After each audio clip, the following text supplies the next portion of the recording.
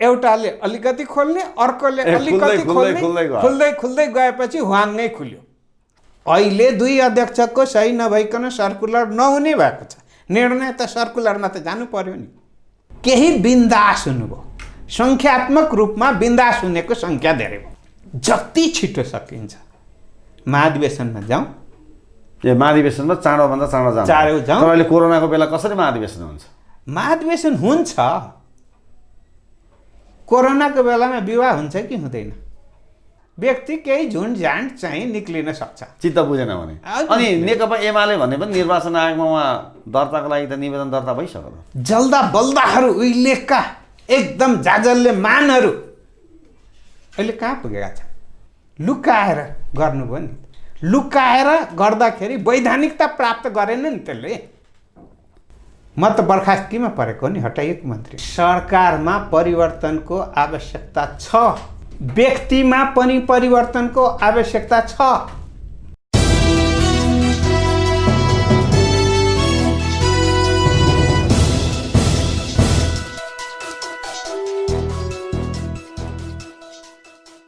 नमस्कार, सूत्र टिभीको सूत्र बहसमा तपाईँलाई हार्दिक स्वागत छ। यति बेला सत्तारूढ दल नेपाल कम्युनिस्ट पार्टीभित्र शक्ति सङ्घर्षका कारण विवाद चुलिएको छ। स्थायी कमिटीको बैठक फेरि स्थगित भएको छ र केन्द्रीय कमिटीको बैठकको माग पनि गरिएको छ। तर स्थायी कमिटीको बैठक फेरि पनि स्थगित त भयो, तर सचिवालयको बैठक बस्ने भन्ने कुराहरू बाहिर जानकारीमा आएको छ र अध्यक्ष द्वयको संवाद फेरि पनि बिना निष्कर्ष टुङ्ग्यो भनेर समाचारमा आएको छ। आखिर पटक पटक भएको वार्ता किन मिलिरहेको छैन? एउटा पक्षले प्रधानमन्त्री केपी शर्मा ओलीज्यूलाई प्रधानमन्त्री र पार्टी अध्यक्षबाट राजीनामा दिनुपर्छ भनिरहेका छन् भने प्रधानमन्त्री केपी शर्मा ओलीज्यूले म कुनै पनि हालतमा राजीनामा दिन्न, तपाईँहरूले सकेको गर्नुहोस्, यस्ता खालका कुराहरू पनि बाहिर आइरहेका छन्। अब यसको समाधान कसरी हुन्छ सबैलाई प्रतीक्षाको विषय छ। केन्द्रीय कमिटीबाट हुन्छ कि स्थायी कमिटीबाट हुन्छ कि अब यो सचिवालयको बैठक भनिएको छ सचिवालयले टुङ्ग्याउँछ कि या अध्यक्ष द्वय बसेर टुङ्गिन्छ कि वा वरिष्ठ नेता माधव कुमार नेपाललाई राखेर जुन त्रिपक्षीय वार्ता भनिएको थियो त्यो ढङ्गबाट टुङ्गिन्छ कि केही सिप लागेन भने संसदीय दलबाट टुङ्गिन्छ? यो अन्यलको विषय छ। आजको सूत्र बहसमा हामी आखिर अबको निकास के हो र समस्याको जड कहाँ छ, यही विषयमा हामी कुराकानी गर्नेछौँ। र आजका हाम्रा अतिथि हुनुहुन्छ सत्तारूढ दल नेपाल कम्युनिस्ट पार्टीका सङ्घीय प्रतिनिधि सभाका सांसद, पूर्व मन्त्री, केन्द्रीय कमिटी सदस्य लालबाबु पण्डित, जसले स्पष्ट बोल्नुहुन्छ। पण्डितजी, यहाँलाई सूत्र बहसमा स्वागत छ। धन्यवाद। केही गरेर कुरो मिलेन नि, कहाँ गएर हल अडिरहेको छ भन्नुहोस् त? नेपाल कम्युनिस्ट पार्टी अहिले सरकार सञ्चालन गरिरहेको छ।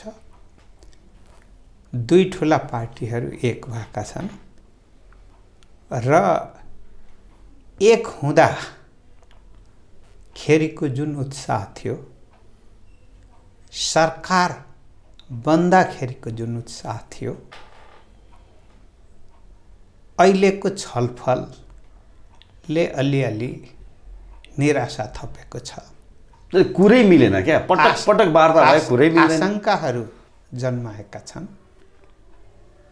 तर म एउटा कुरामा विश्वस्त छु कि सङ्कटको घडीमा नेतृत्वले आफ्नो धैर्यता र विवेक प्रयोग गरिकन पार्टीलाई र सरकारलाई पनि बचाउनुहुन्छ र नेपालमा खास गरिकन धेरै लामो बहस गर्ने र अन्तिममा चेपुवामा परेर राम्रै निष्कर्ष निकाल्ने, जुन कि कतिपय सन्दर्भमा आश्चर्यजनक रूपमा पनि कतिले बुझ्ने गरेका छन्। जहाँसम्म एउटा गलत कहाँदेखि चाहिँ सुरु हुन्छ भने मन मिलेपछि विधि र प्रक्रिया केही पनि चाहिएन। अनि चाहिँ अलिकति मन मिलेन भने यो विधि र यो प्रक्रिया मिलेन, त्यसकारण विधि र प्रक्रियामा जाउँ। मन नमिल्दा विधि र प्रक्रियामा जाउँ, मन मिल्दा चाहिँ विधि र प्रक्रिया चाहिँ चाहिँदैन। यो भनेपछि जुन अहिले सोच मन छ, नमिलेकै हो पण्डितज्यू। यो सोच जुन छ यो सोच गलत छ। त्यही त अहिले मन नमिलेकै हो, गलत छ। अवस्था त्यो हो। र अर्को कुरा के हो भने सैद्धान्तिक कुनै लडाइँ छ, सङ्गठनात्मक रूपमा भन्नुपर्दा सङ्गठनलाई बलियो बनाउने गरिकन विधि र प्रक्रिया अनुसार सबभन्दा माथिल्लो पदमा रहनुभएका अध्यक्षदेखि लिएर सबैले विधि र प्रक्रिया अनुसार चल्दाखेरि मलाई लाग्छ कि हरेक समस्याको निकास निक्लिन्छ। तर निकास निक्लिने सन्दर्भसँग जोडिएर मनभित्र पदसँग मात्रै केन्द्रित गरेर यदि पद ओगट्ने वा पद प्राप्ति गर्ने जसरी भए पनि यो कुरा जन्मिदा टुप्पोमा जन्मिदा त्यो तल तलसम्म त्यही कुराले फेरि घर गर्ने भएकोले गर्दा मुहान सङ्लो हुनुपर्छ भन्ने चाहिँ मान्यता जुन छ, मुहानमै कमजोरी देखियो भने त्यो कमजोरीले तल तलसम्म सङ्गठनात्मक रूपमा र अझै भन्ने हो भने त्यसले पार्टी निर्माण र पार्टीको विस्तार, पार्टीको साङ्गठनिक वैचारिक काममा पनि समस्या उत्पन्न हुन्छ। त्यसैले गर्दाखेरि यी कुराले पार्टी बलियो हुँदैन। ठिक छ, तपाईँले भनेको कुरा सबै कुरा ठिक छन् पण्डितज्यू, तर अब यसलाई मिलाउने कसरी? कुरो त केही गरेर मिलेको छैन। हेर्नुहोस्, होइन, तपाईँले अघि भन्नुभयो नि मन मिल्दा सबै ठिक, मन नमिल्दाखेरि विधि र नियमका कुराहरू आए यति बेला भनेपछि समस्या कहाँनिर यो निकास कहाँ छ? निकास निस्किएको छैन, निष्कर्षविहीन वार्ताहरू भएका छन्, वार्ता भएका छन्, वार्ता मात्र भएका छैनन्, यहाँ त बिचका पनि केही साथीहरू पनि लागिरहनु भएको छ। कहिले खुमलटार गइरहनु भएको छ, कहिले बालुवाटार गइरहनु भएको छ, यो गर्दा हुन्छ कि भनिरहनु भएको छ, त्यो गर्दा हुन्छ कि भनिरहनु भएको छ, होइन। अब पार्टीका चाहिँ अब जिम्मेवार एकजना नेताले चाहिँ म थाकि नै सकेँ, हैरानै भइसकेँ, मिलाउनै नसकिने हो भनेर पनि भनिरहनु भएको छ। भनेपछि सबै लाग्न त लागिरहेका छन् तपाईँले भने जस्तै, तर मिलाउन सकिएको छैन नि त पण्डितज्यू। कहाँनिर समस्या हो भन्नुहोस् त? ठिक भन्नुभयो, मिलिसकेका छैन, मिलाउन सकिया छैन। सबैमा त्यही चिन्ता छ, मिले हुन्थ्यो भन्ने सबैमा छ, सबैमा छ, मिल्दैन। समस्या त्यहाँनिर छ। मैले भने विधि र प्रक्रियागत रूपमा केही गलत अभ्यासहरू विगतमै भए, त्यसको परिणाम अहिले देखिँदैछ। त्यसको परिणाम अहिले देखिएको छ। किन देखिएको? त्यति बेलाको जुन खालको गतिविधि भयो अथवा जुन खालको अवस्था आयो त्यो अवस्थाको परिणाम अहिले आएको हो। परिणाम आएकै हो। किन भन्दाखेरि पार्टीले कुनै निर्णय गर्छ, कुनै कमिटीले निर्णय गर्छ, निर्णय नगरिकन त कुनै विषयवस्तुमा गोप्य सहमति चाहिँ सहमति हो कि निर्णय हो? गोप्य सहमति हो। सहमतिको कुरा गर्नुभएको 75 जेठ 2 गतेको सहमतिको कुरा गर्नुभएको हो कि मङ्सिर 4 गतेको सहमतिको कुरा गर्नुभएको?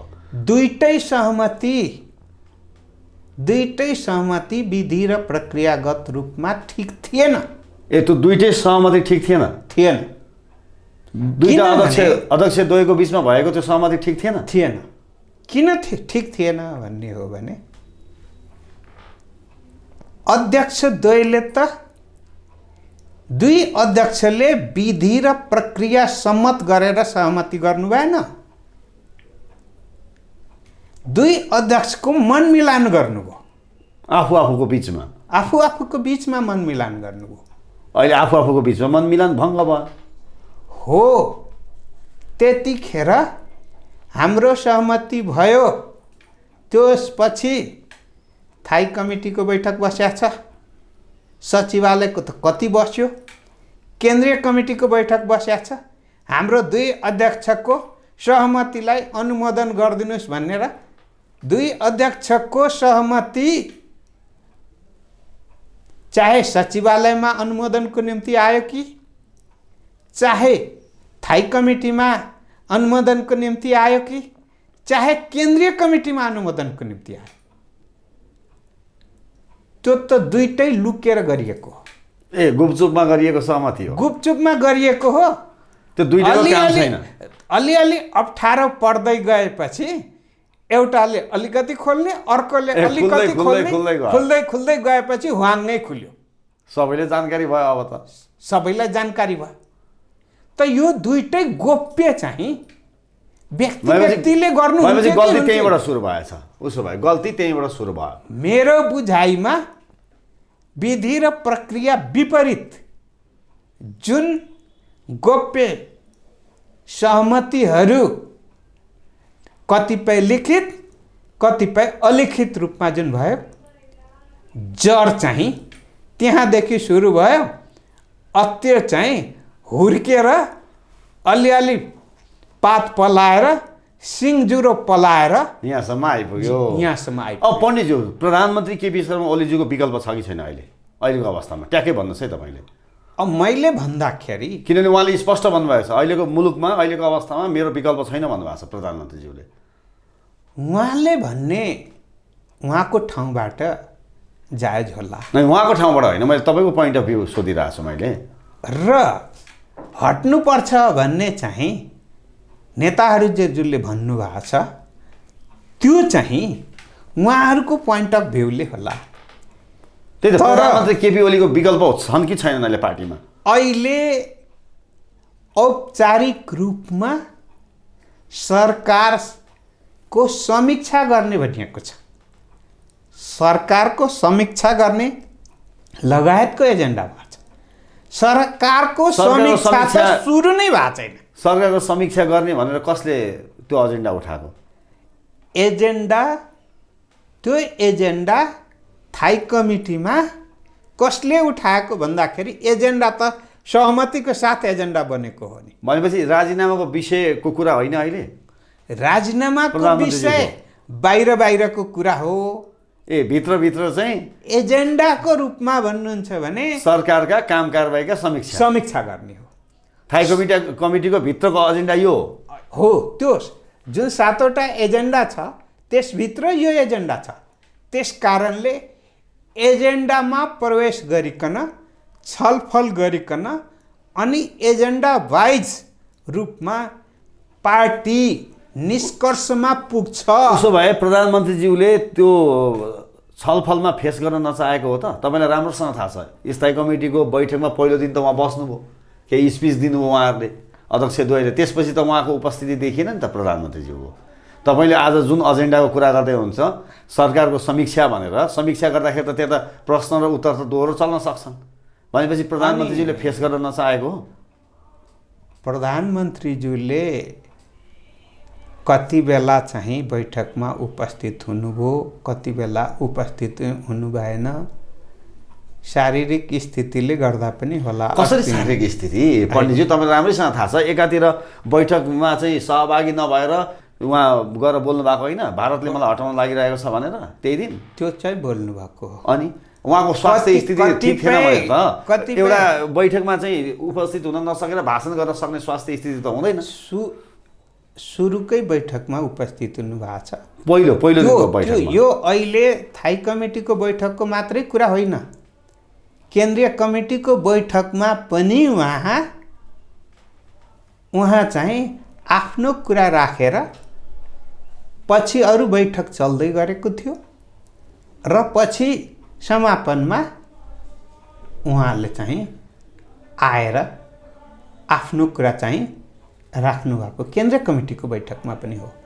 कहिलेकाहीँ कस्तोसम्म पनि मैले आफैले भोगेको छु कि मन्त्री परिषदको बैठक सुरु भयो, आज म अलिकति अस्वस्थ छु, त्यस कारणले आज चाहिँ को विषयमा चाहिँ तपाईहरू बसेर छलफल गर्नुहोस्, निष्कर्षहरू निकाल्नुहोस्, आज उहाँले चेयर गर्नुहुन्छ भनेर दिनुभएको छ। जिम्मेवारी दिएर मन्त्री परिषदको बैठक पनि बसेको छ। तर उहाँको सहमति विपरीत कुनै निर्णय त भएको होइन। निर्णय त सहमतिमै हुने हो। किन भन्दाखेरि निर्णयमा सही अरूले गरेर हुँदैन, प्रधानमन्त्रीज्यूले नै सही गर्नुपर्छ। प्रधानमन्त्रीज्यूले नै गर्नुपर्ने भएकोले गर्दाखेरि हो। जहाँसम्म थाई कमिटीको बैठकमा भएको निर्णय पनि 2 अध्यक्षले नै साइन गरेर सर्कुलर गरे। भनेको एकजना अध्यक्षले हस्ताक्षर गरेको निर्णय पार्टीको आधिकारिक निर्णय हुँदैन उसो भए? अहिलेसम्म भोलिको दिनमा स्थिति पण्डितजी, भोलिको दिनमा कुनै निर्णय भयो एकल अध्यक्ष र एउटा अध्यक्षले मात्र हस्ताक्षर त्यहाँ गरियो भनेदेखि त्यो आधिकारिक हुन्छ कि हुँदैन? त्यसलाई मान्छ कि मान्दैन पार्टी? अहिलेसम्म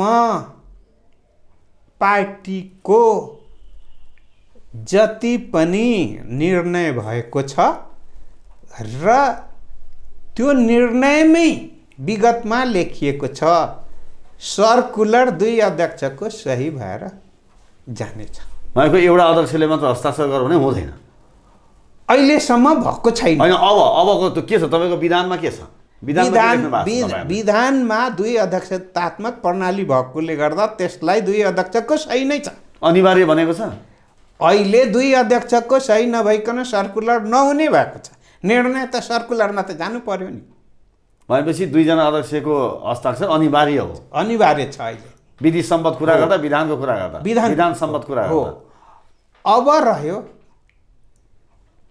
बैठकले ल पूर्ण 1 जना अध्यक्षले नै अब चाहिँ सही गरेर हुने भनेर वैधानिक रूपमा निर्णय भयो भने हुँदैन भन्ने त होइन नि। निर्णय चाहिँ समय अनुकूल निर्णयहरू परिवर्तन हुन्छन्। त्यो निर्णय कसले गर्नुपर्छ? केन्द्रीय कमिटी बैठकबाट? त्यो निर्णय चाहिँ निर्णय गर्दाखेरि त 2 अध्यक्षले त गर्नु पर्यो। जस्तो तपाईँले भन्नुभयो नि, भोलि निर्णय भएर चाहिँ 1 जना अध्यक्षले मात्रै हस्ताक्षर गर्दा पनि हुने भन्ने भोलिको दिनमा आयो भने अलग कुरा हो। तर आजको दिनसम्म त्यो अवस्था छैन भन्नुभयो। त्यो खालको निर्णय गर्ने राइट्स असहमतिका निर्णय यदि एक्लै निर्णय भएर सर्कुलरको रूपमा गयो भने 2टा सर्कुलर जान सक्ने स्थिति हुन्छ। 2टा सर्कुलर जानु भनेकै एउटा पार्टी 2टा हुनु हो। त्यस कारणले भविष्यमा हुनै सक्दैन भन्ने होइन, तर अहिलेसम्म भयो कि भएन भन्दा भएन, अहिलेसम्म त्यसरी निर्णय गरियो कि गरिएन भन्दा गरिएको छैन। भविष्यमा हुनै सक्दैन भन्ने होइन, हुन सक्छ, तर सहमतिको आधारमा हुन सक्छ, विधि र प्रक्रियाको आधारमा हुन सक्छ, विधि र प्रक्रिया अनुसार निर्णय गरेर हुन सक्छ। अब पण्डितज्यू, आवेग र उत्तेजनामा बोलिएका कुराहरू, आवेग उत्तेजना र केही व्यक्तिगत स्वार्थ पनि लुकेका होलान् नि पण्डितज्यू। त्यहाँ बोलिएका कुराहरू यही नै हो निर्णय भनेर बुझ्नु र बुझाउन खोज्नु गलत हुन्छ। अब एउटा कुरा यो बताइदिनुहोस्, स्थायी कमिटीको बैठकबाट अब यो अहिले समाधान निस्किने अवस्था पनि देखेको छैन, फेरि पनि बैठक सारिएको छ। अब सचिवालयको बैठक भनिएको छ, अध्यक्ष द्वय र त्रिपक्षीय वार्तामा पनि कुनै पनि सल्युसन आएन। तपाईँलाई के लाग्छ, अब यो सचिवालयले टुङ्ग्याउन सक्छ? सचिवालयले टुङ्ग्याउन सकेन भने, थाई कमिटीले टुङ्ग्याउन सकेन भने केन्द्रीय कमिटीको बैठक बस्नुपर्छ, केन्द्रीय कमिटीले टुङ्ग्याउनुपर्छ। केन्द्रीय कमिटीबाट पनि नटुङ्गिएको यदि स्थिति कुनै विषय हुन्छ, केन्द्रीय कमिटी बैठक आवश्यक छ। केन्द्रीय कमिटीको बैठक विधि र प्रक्रिया अनुसारै जाने हो भने विवादित विषयहरूमा केन्द्रीय कमिटीले टुङ्ग्याउनुपर्छ। तर पनि त 2 जना 3 जनाको बिचमा नमिलेका कुराहरू जति टाउका उति विचार भनिन्छ। अब त 400 भन्दा बढी सदस्यहरू भएको ठाउँमा स्थायी कमिटीमा त 44 जना छन्। त्यस्तो भयो गन्जागोलमा झन् कसरी मिल्ला त? त्यस्तो भयो भने विधि र प्रक्रिया अनुसार जानुपर्छ। त्यो भनेको के? विधि र प्रक्रिया अनुसार के हो भने प्रस्तावमा अन्तिममा गयो भने भोटिङको स्थिति हुन्छ र भोटिङको स्थितिबाट जुन विषयवस्तुमा जे निर्णय हुन्छ त्यो निर्णय विधि र प्रक्रिया सङ्गत हुन्छ र त्यो विधि र प्रक्रिया सङ्गत भएको निर्णय सबैले मान्नुपर्छ। भनेको भोटिङमा गयो भनेदेखि बहुमत जता आउँछ त्यही निर्णय मान्ने हुन्छ? त्यो त पार्टी विधानले भन्छ नि त। अब तपाईँले अघि पनि प्रश्नसँगले भन्नु भने प्रधानमन्त्री केपी शर्मा ओलीजीको विकल्प अहिले पार्टीमा छैन कि छैनन्? एकदम प्रष्ट भन्नुहोस् क्या, एकदम कहीँ बायस नभइकन। मैले बायस नभनिकन भन्दाखेरि एकजना प्रधानमन्त्रीको पदमा हुनुहुन्छ, 3 जना पूर्व प्रधानमन्त्रीज्यूहरू हुनुहुन्छ। पार्टीमा त पूर्व प्रधानमन्त्रीको के कमी छ र? कमी छैन। नेकपामा प्यारल लेभलमा हुनुहुन्छ, उस्तै हुनुहुन्छ एकदम हुनुहुन्छ। किन भन्दाखेरि कोही पनि 2 अध्यक्षै हुनुहुन्छ। अहिले 2 जना विगतमा त्यही लेभल चलाएर आइसक्नु भएको छ। एकजना अध्यक्षै हुनुभएको छ, एकजना चाहिँ त्यतिखेर चाहिँ सुप्रिम चाहिँ महासचिवै रहेको व्यवस्था लामो समय चलाइराख्नु भएको छ। त्यस कारणले कमी कमजोरी चाहिँ कसैमा छैन भन्ने होइन, सबैमा कमी कमजोरी छ, सबैमा छ लिडरसिपमा। र सबै मिलेको हुनाले गर्दा यत्रो ठुलो पार्टी हो। सबै मिलेको कारणले गर्दाखेरि झन्नै 2/3 नजिकको सरकार हो। नमिल्दा अब के हुन्छ त? विकल्प छ कि छैन? ओलीजीको विकल्प छ कि छैन? अहिले ठुलो बहस चाहिँ हो आम नागरिकमा, उहाँको विकल्प पार्टीमा छ कि छैन भन्ने। व्यक्तिमा कुरा नगरौँ, व्यक्तिमा कुरा नगरौँ, प्रणालीमा। होइन, उहाँ जस्तो फेरि चट्टानी अडान लिने कुराहरू आउला। अब अहिले जसरी नक्साहरू सार्वजनिक भएको छ हाम्रो जुन भारतले अतिक्रमण के देखिन्छ भने नि निर्णय सामूहिक भएको बेलामा कहिलेकाहीँ हामीले देख्छौँ नि, शिलान्यास एउटाले गर्ने, उद्घाटन अर्कोले गर्ने हुन्छ। शिलान्यास गर्नेले काम गरे कि उद्घाटन गर्नेले काम गरे, त्यो स्थिति पनि पैदा हुन्छ। त्यस कारणले अहिलेको विकल्प स्थिति होइन, पार्टीमा विकल्पविहीन स्थिति होइन, विकल्प चाहिँ छ। तर के हो भने यो उपयुक्त समय हो कि होइन? उसो भए त्यो बताउनुहोस्। अब उपयुक्त समय हो कि यस्तो खालको जुन अहिले बखेडा आएको छ, यो उपयुक्त समय हो कि होइन? हो। र प्रधानमन्त्री केपी शर्मा ओलीज्यूलाई यो सङ्कट किन आइपर्यो ल भन्नुहोस् त? सङ्कट त त्यसै आउँदैन नि। सङ्कट आउँदा अलिकति सहमति अलि पहिलेदेखि मिलाउँदै नआएको कारणले भयो।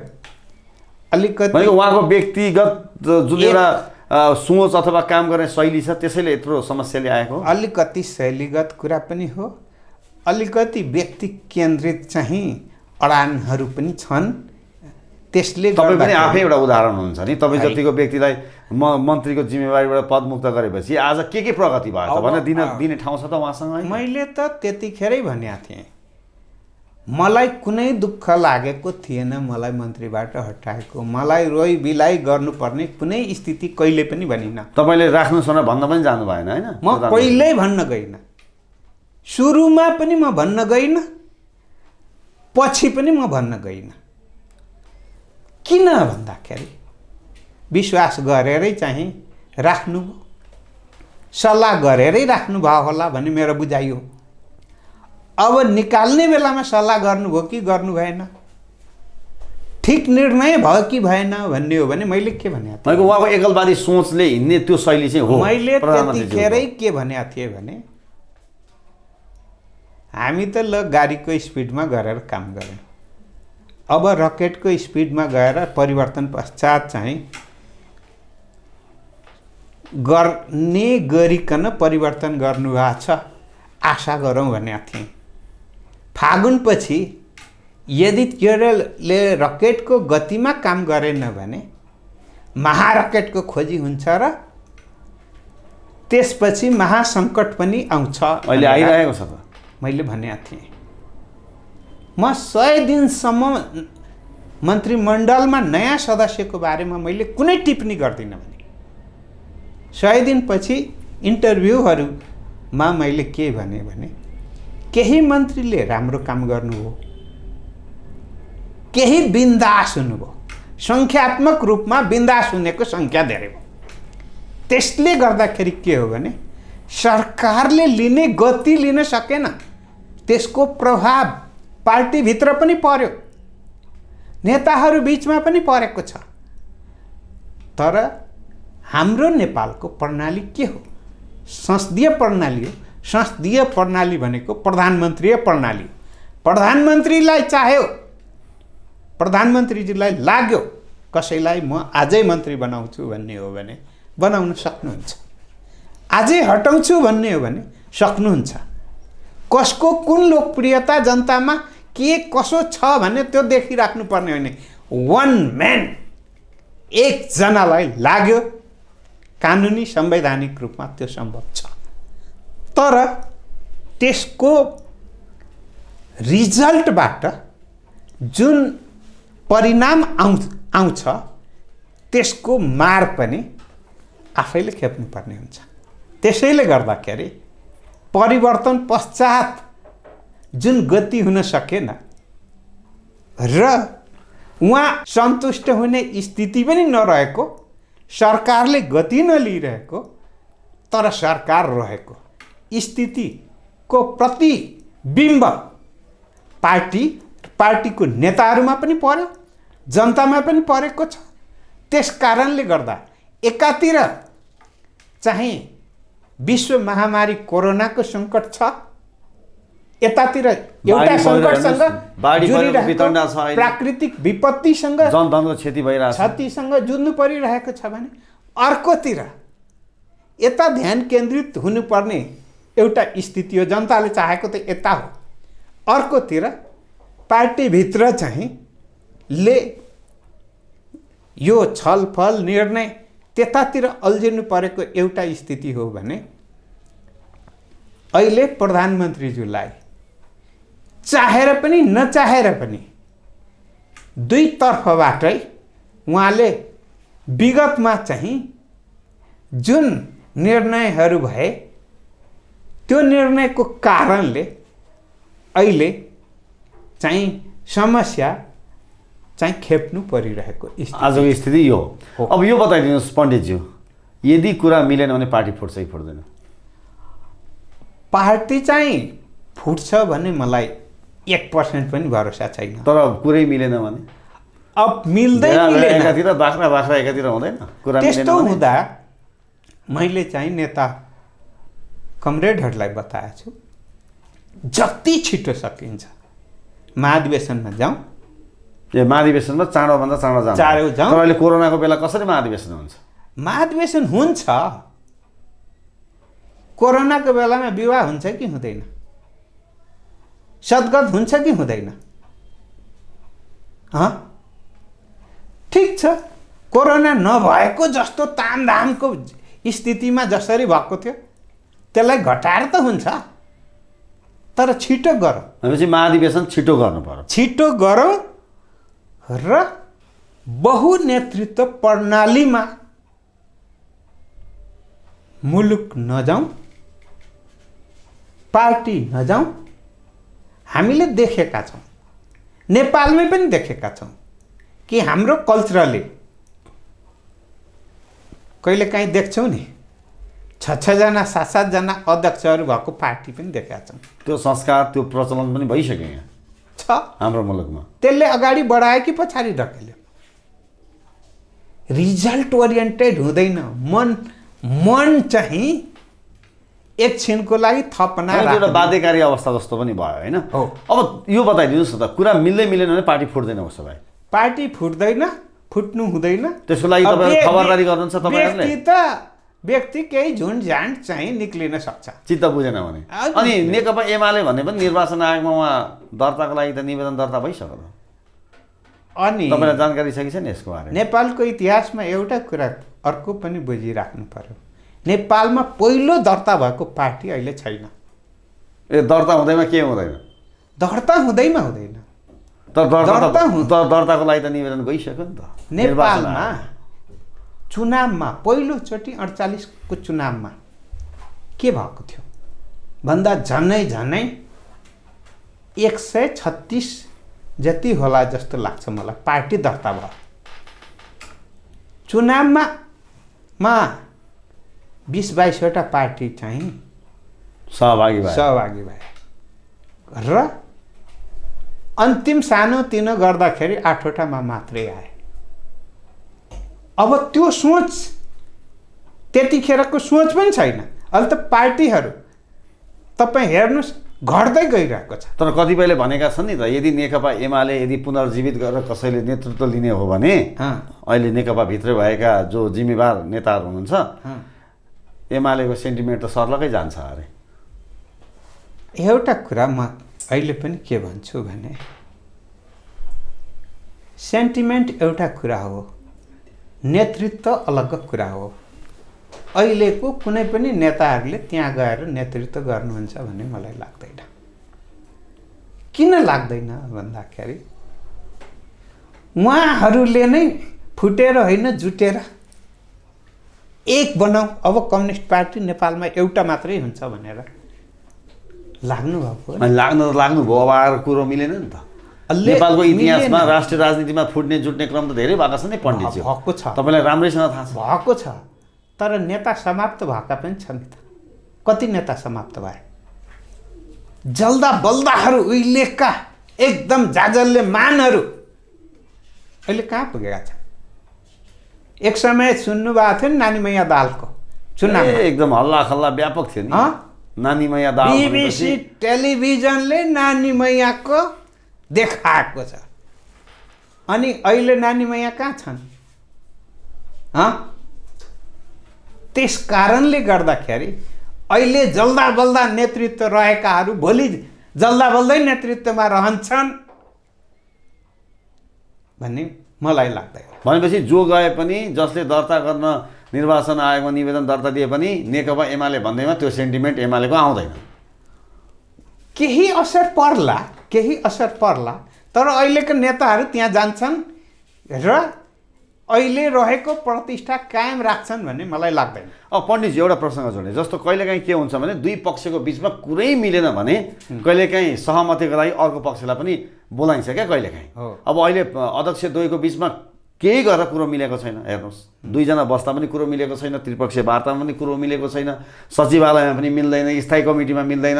अब तपाईँले पनि यहाँ जोड्नुभयो, अहिले केन्द्रीय कमिटीको बैठकको माग गरिएको छ, होइन केही गरेर मिलेन। यदि दुईजनाको बिचमा कुरा मिलेन भने एउटा सहमतिको लागि वरिष्ठ नेता माधव कुमार नेपालज्यूलाई प्रधानमन्त्री बनाउँदा के हुन्छ? मैले सहमतिमा गर्दा नहुने केही होइन। त्यो प्रस्ताव अगाडि सार्न दुईजनाको कुरै मिलेन भनेदेखि त्यसै सार्दा के बिग्रिन्छ? त्यति मात्रै होइन, धेरै टक्राव बढ्दै गयो भने नेताहरूले चोसो मोसो अनौपचारिक रूपमा मिलाउँदै पनि अनि आफ्नो मनको कुरा पुरा भएन भने नेतृत्व पङ्क्ति डेड एक्सपायरको स्थितिमा पुग्न सक्ने खतरा हुन्छ र त्यसले समयले पर्खिँदैन र नयाँ नेतृत्वको उदय हुने सम्भावनालाई पनि नकार्न सकिँदैन। त्यही त प्रधानमन्त्री रूपमा माधव कुमार नेपाललाई अगाडि बढाउन सकिन्छ कि सकिँदैन? कुरा मिलेन भने दुईजनाको बिचमा नसकिने कहाँ छ र? मैले नसकिने सहमतिमा नसकिने कहाँ छ? सहमति त पछि हुन्छ, सुरुमा त प्रस्ताव ल्याउनु पर्यो, प्रस्ताव आउनु पर्यो। हो, त्यो ठाउँ कहाँ पुग्छ भन्ने हो भने कुनै निर्णय गर्ने थलोमा त पुग्छ कि त त्यो निर्णय गर्ने थलो बन्नु पर्यो चाहिँ स्थायी कमिटीको बैठक कि त केन्द्रीय कमिटीको बैठक बन्नु पर्यो। अनि त्यहाँ बनेर मात्रै हुँदैन, त्यसपछि संसदीय दलमा पनि बन्नु पर्यो। भनेको त्यो सम्भावना पनि छ, जिउँदै छ। सम्भावना छ नि। भनेको दुईजनाको बिचमा कुरा मिलेन भने पुष्पकमल दाहाल प्रचण्डज्यू र केपी शर्मा ओलीज्यूको बिचमा कुरा मिलेन भने माधव कुमार नेपालज्यूलाई विकल्पको रूपमा प्रधानमन्त्री बनाउन सकिन्छ। अहिले मैले अघि नै सुरुमै भयो नि, अनि प्रश्न भनिदिनु न, प्यारल नेताहरू हुनुहुन्छ पूर्व प्रधानमन्त्रीज्यूहरू हुनुहुन्छ, पूर्व प्रधानमन्त्रीज्यूहरूकै टाउकोमा नआउने स्थिति पनि हुँदैन र पूर्व प्रधानमन्त्री नभएको स्थितिमा पनि अझै ओर्लिँदै गयो भने अरूमाथि पनि ओर्लिन सक्छ। त्यो सम्भावना पनि जीवितै छ, सम्भावना पनि जीवित छ।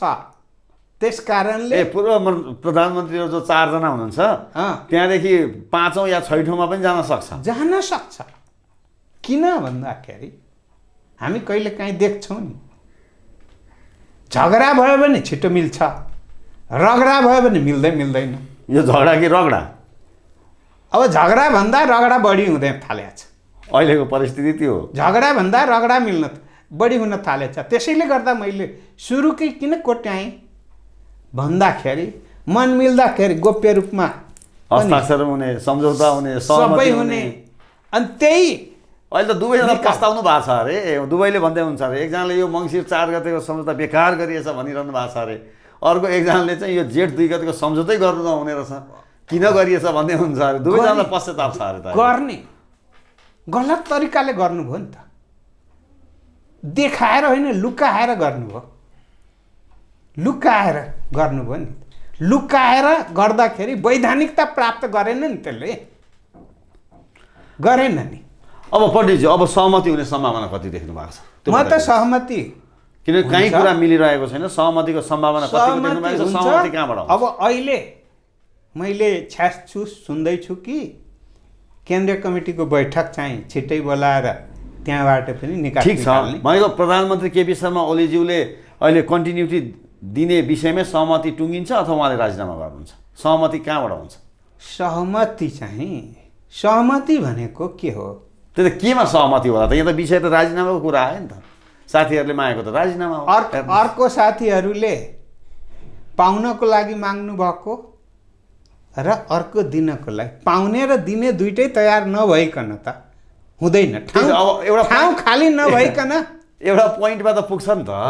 त्यसैले गर्दाखेरि कि त पार्टीभित्र सहमति हुनु पर्यो, संसदीय दलभित्र सहमति के विषयमा सहमति? राजीनामा दिने विषयमा सहमति कि यसैलाई निरन्तरता दिने विषयमा सहमति? निरन्तरता त अहिले पाइराख्नु भएको छ, तर यो निरन्तरतालाई ब्रेक गर्न चाहनु भएको छ नि त साथी। खाली नगरिकन त्यो त भरिने स्थिति हुँदैन। त्यस कारणले गर्दाखेरि सहमति केमा भन्दा खाली गर्ने कुरामा भयो भने न भर्ने पछिको सहमति हुन्छ। पहिला त खाली गर्ने कुरा खाली हुन्छ कि हुँदैन त? खाली गर्ने विषयमा सहमति हुन्छ कि हुँदैन? अहिले नभइगएको स्थिति हो नि, नभइगएको स्थिति हो। त्यसैले गर्दाखेरि मैले रणाको त त्यही छ नि, रणाको त्यही छ। त्यस्तो हुँदा सहमति भएन भने विधि र प्रक्रिया अनुसारको निर्णय गरेर अगाडि बढ्नुको विकल्प हुँदैन। अब पार्टीका साथीहरू के भारतबाट सञ्चालित छन्? तपाईँलाई के लाग्छ? मैले चाहिँ जसले खाली गर्नुपर्छ भनिरहेका छन्, भारतबाट सञ्चालित हुनुहुन्छ भने मलाई लाग्दैन। प्रधानमन्त्रीजीले त आरोप लगाउनु भयो नि त। त्यही त अलिअलि उत्तेजनामा बोल्नुभयो, अलिअलि उत्तेजनामा बोल्ने बानी पनि छ हो। कहिलेकाहीँ खुसी भएर पनि बोल्नुहुन्छ, कहिलेकाहीँ रिसाएको बेलामा पनि बोल्नुहुन्छ। अरू नेताहरूले पनि बोल्नुहुन्छ नि, रिसाएको बेलामा पनि बोल्नुहुन्छ, खुसाएको बेलामा हुन्छ। अब हाम्रो समाजमै भन्छ नि कि चाहिँ रिसाएको बेलामा त वेद पनि पढ्नु हुँदैन भन्छ नि त, होइन? र हामी देख्छौँ तर त्यो गम्भीर आरोप हो नि त पण्डितजी। हो, आरोप त गम्भीर हो नि, गम्भीर हो। मैले के भन्छु भने रिसाएको बेलामा कुनै निर्णय लिनु हुँदैन, धेरै खुसी भएको बेलामा पनि कुनै निर्णय लिनु हुँदैन। किनभने यी दुईटै निर्णयले ठिक ठाउँमा पुर्याउँदैन, धोका पनि हुनसक्छ। त्यसै कारणले गर्दाखेरि समय परिस्थिति विधि र प्रक्रिया अनुसार नै हरेक निर्णयलाई कसीमा जाँचेर निर्णय गर्नुपर्छ, न कि आवेग र। मलाई भन्नुहुन्छ भने म त बर्खास्त किमा परेको नि, हटाइएको मन्त्री, पदमुक्त गरियो तपाईँलाई हो मन्त्रीबाट, जिम्मेवारीबाट। सबभन्दा पहिला त रिस उठ्नुपर्ने मलाई नै हो नि कि ल यो प्रधानमन्त्रीलाई चाहिँ। तर तपाईँले एउटा राम्रो प्रसङ्ग त्यति बेला मलाई स्मरण छ, सोझो रुखलाई चाहिँ सुरुमै बन्चरो लाग्छ भन्नु हो भनेकै हो। जङ्गलमा पनि हेर्नु न, पथरापथरीलाई खोज्न चाहिँ त्यो अन्तिममा कसैले हात पारेन भने मात्रै हो। त्यहाँ सुरुमा त सर्लक्क परेको रुखै हेरिन्छ।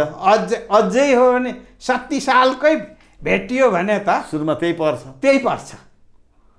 तपाईँले भन्नुभएको थियो यो कुरा। हो भनेकै हो, यो सत्य कुरा हो, यहाँ मात्रै होइन। भनेपछि प्रधानमन्त्रीज्यूले एकदमै गलतै आरोप लगाइदिनु भयो होइन त? पार्टीको एउटा छविलाई पनि अलिकति प्रश्नवाचक चिन्ह खडा हुने खालको अलिकति उहाँहरूले चाहिँ आवेगमै लगाइदिनु भयो। अब यता नेताहरूले पनि आवेगमै अलिकति केही कुरा गर्नुभएको छ, त्यस कारण यथार्थ धरातलमा दुवै तर्फबाट ओर्लिनु र विधि र प्रक्रिया अनुरूप चाहिँ जाने स्थिति बन्नु हो।